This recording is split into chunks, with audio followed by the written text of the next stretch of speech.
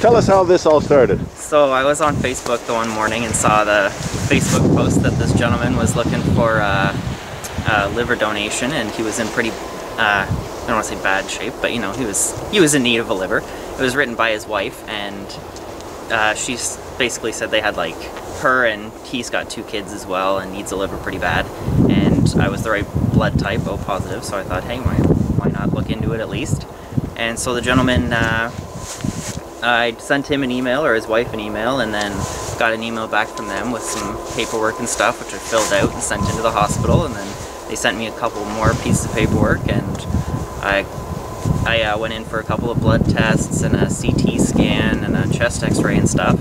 And about that time they said, hey, the guy you were going to donate to actually found a donor, which is great. Like, it's fantastic that he got somebody, and I'm really glad.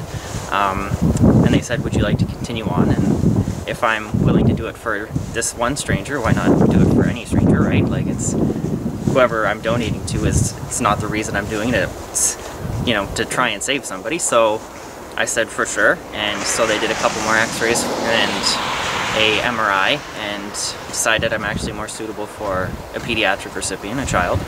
And so I've been matched with a child, and in the next upcoming few weeks I'm going to be donating to said child and hopefully give them a fighting chance.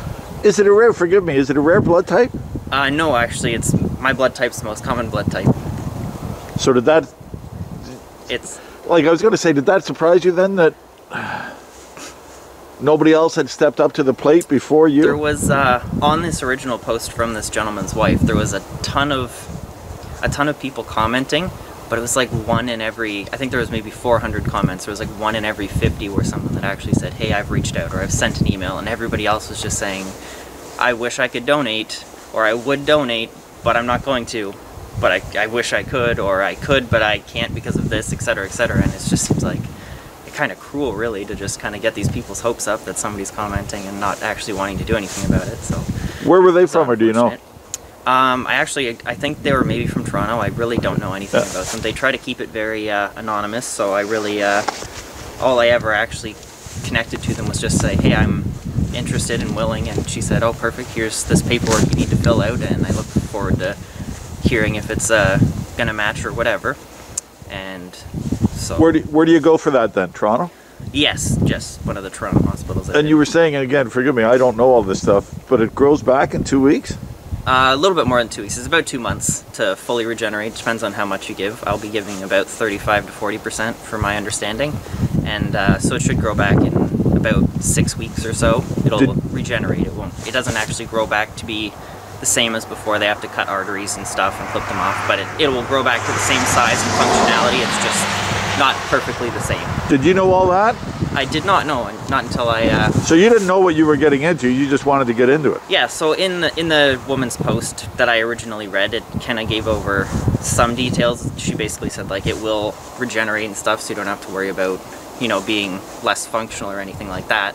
And so that's, like, kind of what really piqued my interest, or not my interest, but, like, you know, that's what really got me in there, is I didn't know it was going to grow back. That's pretty cool. So I would have inquired either way, but that really kind of sent me over the edge, you know?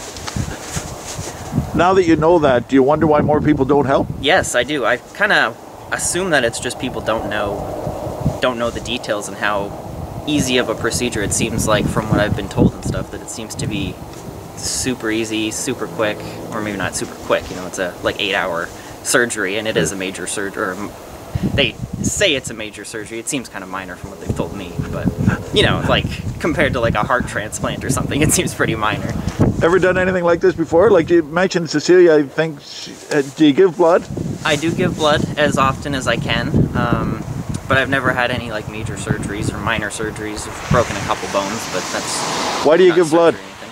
Just same kind of premise. If my body doesn't need all of it that it's got, and it's gonna just regenerate anyways, it could save somebody's life, and it's 15 minutes, and a small needle for me is the difference between somebody living and dying. That seems like such a small thing to do. How old are you? 24.